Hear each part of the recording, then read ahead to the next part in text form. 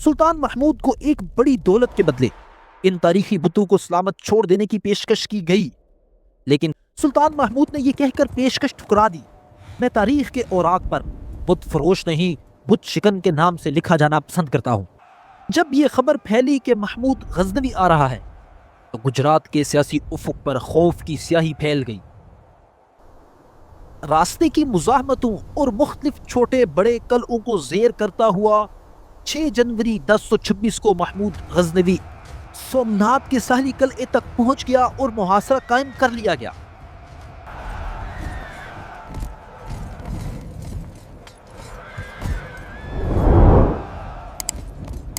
سمندر کی لہروں کے درمیان ایک قلعہ نما شہر سومنات، جہاں صدیوں کا سونا، چاندی، ہیرے جواہر اور قیمتی دھاتوں سے تراشے گئے کئی تاریخی بت ایک خزانے کی صورت میں جمع ہو چکے تھے۔ دوسری طرف 1025 کے آخر میں یہ محمود غزنوی کا ہندوستان پر تاریخی حملہ تھا، جس کی بازگشت صدیوں تک سنائی دی۔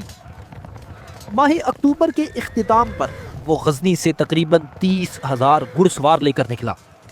یہ کوئی معمولی یلغار نہیں، بلکہ نظریات اور عقیدوں کا ٹکراؤ تھا۔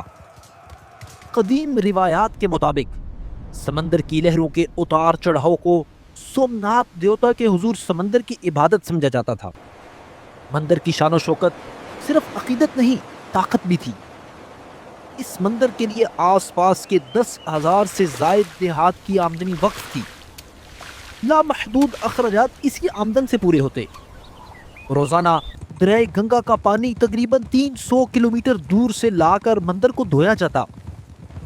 یہ محض عبادت نہیں، یہ ایک پورا نظام، مذہب، دولت، انتظام سب ایک جگہ تھا۔ چاند یا سورج گرہن کے موقع پر دور دراز سے لاکھوں زائرین یاترا کے لیے جمع ہوتے۔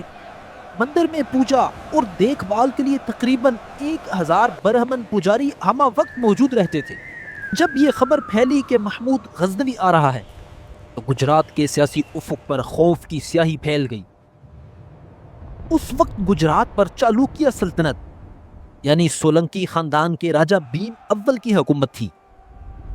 راجہ بھیم دیو مقابلہ کرنے کے بجائے اپنے اہل و عیال کو لے کر بھاگ نکلا اور ساحل کے قریب کانٹ کوٹ نامی قلعے میں پناہ گزین ہوا۔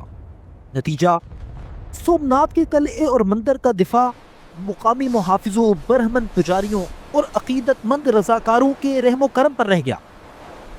دوسری طرف محمود کے سفر میں ہر جگہ خاموشی نہیں تھی۔ منڈیرا کے مقام پر تقریباً 20,000 ہندو جاٹ جنگجو جمع ہوئے۔ انہوں نے راستہ روکنے کی کوشش کی، مگر سلطان کی فوج نے انہیں شکست دے کر منتشر کر دیا اور سومنات پہنچنے سے پہلے محمود نے راستے کے قریبی چھوٹے قلعوں پر بھی چڑھائی کی، وہ قلعے جنہیں مقامی لوگ سومنات کے دربانی دیوتا کہتے تھے۔ راستے کی مزاحمتوں اور مختلف چھوٹے بڑے قلعوں کو زیر کرتا ہوا 6 جنوری 1026 کو محمود غزنوی سومنات کے ساحلی قلعے تک پہنچ گیا اور محاصرہ قائم کر لیا گیا۔ 7 جنوری 1026 سمندر کے شور کے ساتھ ایک اور شور اٹھتا ہے، نعرہ تکبیر کا۔ مسلمان فوجی سیڑھیاں لگا کر فصیل پر چڑھنے لگے اور اوپر ہزاروں ہندو فوجی تیروں اور دوسرے ہتھیاروں سے جم کر مزاحمت کرتے ہیں۔ لوہے کی جنکار، تیروں کی سنسناہٹ اور نیچے ریت میں گھوڑوں کی ٹاپوں سے اٹھتی دھول، یہ جنگ صبح سے شام تک کھینچی چلی جاتی ہے۔ تاریخ فرشتہ کے مصنف کے مطابق ایک مرحلے پر ہندو شاہی خاندان کے 2 شہزادے اپنی فوجی کمک لے کر کسی طرح قلعے میں داخل ہو گئے اور یوں لڑائی میں نیا زور پیدا ہو گیا۔ یہ وہ لمحہ تھا جہاں محاصرہ کسی بھی طرف ٹوٹ سکتا تھا۔ اسی نازک لمحے میں سلطان محمود خود گھوڑے سے اتر کر سجدے میں گر گیا اور اللہ سے فتح کی دعا کی، پھر اٹھ کر اپنے لشکر کے ساتھ ایک ولولہ انگیز خطاب کیا۔ پورے لشکر میں ایک نیا جذبہ پیدا ہو گیا، یک بار کی زور کا حملہ۔ رات کی تاریکی گہری ہونے سے پہلے سلطان کی فوج فصیل پر قدم جما چکی تھی، لیکن فتح دور اور فیصلہ بھی باقی تھا۔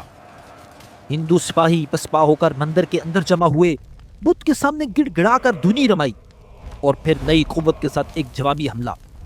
حملہ اتنا شدید تھا کہ مسلمانوں کو عارضی طور پر پسپا ہونا پڑا اور یوں پہلا دن بغیر کسی فیصلے کے ختم ہو گیا۔ دوسرے روز لڑائی پھر شدت سے شروع ہوئی۔ تاریخی روایات کے مطابق ہندو سپاہیوں کا جوش دیدنی تھا۔ وہ دیوتاؤں کے چرنوں سے لپٹ کر دعائیں مانگتے، پھر باہر نکلتے اور سر دڑ کی بازی لگا کر لڑتے اور گرتے چلے جاتے۔ یوں دوسرا دن بھی کسی حتمی فیصلے کے بغیر اپنے انتہا کو پہنچ گیا۔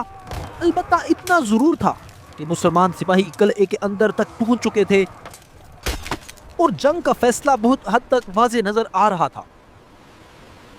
تیسرے دن کا سورج طلوع ہوا تو محمود غزنوی نے اپنے سپاہیوں اور کمانڈروں کو ایک فیصلہ کن یلغار کرنے کا حکم دیا۔ خون ریز لڑائی کے بعد قلعے اور بندر پر مسلمانوں نے مکمل قبضہ کر لیا۔ اس 3 روزہ مزاحمت کے نتیجے میں ہندو رضاکاروں کی ایک بڑی تعداد اپنی جان سے ہاتھ دھو بیٹھی اور بہت سے جو زندہ بچے کشتیوں میں سمندر کے راستے فرار ہونے کی کوشش کرتے ہوئے اپنی جان گنوا بیٹھے۔ اگلے کئی دنوں تک مسلمان سپاہی مقتولین کے جسموں کو کھنگال کر مال غنیمت جمع کرتے رہے۔ یہ معرکہ سلطان محمود کی فیصلہ کن فتح اور ہندوؤں کی عبرتناک شکست کے طور پر یاد کیا گیا۔ فتح کے بعد سلطان محمود قلعے کے تاریخی مندر میں داخل ہوا اور سب سے پہلے شنکر مہادیو کے مشہور بت کو اپنے گرز کے تیکھے وار سے پاش کر دیا اور حکم دیا اس کے ٹکڑے اکٹھے کر کے غزنی لے جاؤ اور جامع مسجد کی سیڑھیوں پر ڈال دو تاکہ نمازی آتے جاتے ان ٹکڑوں کو اپنے پاؤں کے نیچے رونتے رہیں۔ سلطان محمود کو ایک بڑی دولت کے بدلے ان تاریخی بتوں کو سلامت چھوڑ دینے کی پیشکش کی گئی، لیکن تاریخ فرشتہ کے مصنف کے مطابق سلطان محمود نے یہ کہہ کر پیشکش ٹھکرا دی، میں تاریخ کے اوراق پر بت فروش نہیں بت شکن کے نام سے لکھا جانا پسند کرتا ہوں۔ کئی تاریخی روایات سے یہ بات ثابت ہوتی ہے کہ سومناتھ کے بت خانے سے حاصل شدہ دولت 20 لاکھ دینار یعنی 2 کروڑ سے بھی متجاوز تھی۔ مندر کے ستون، دیواریں، دروازے سب قیمتی جواہر سے مرصع تھے۔ سلطان نے اپنے دربار کے شاعر ملک الشعراء حسن مجددی سے ایک فتح نامہ لکھوایا جس میں اسے سومناتھ کے خداؤں کو شکست دینے والا شہنشاہ قرار دیا گیا۔ سومناتھ کی فتح کی خبر برے صغیر میں سوگ اور غضب بن کر پھیلی اور عالم اسلام میں خوشی اور مسرت کی لہر بن گئی۔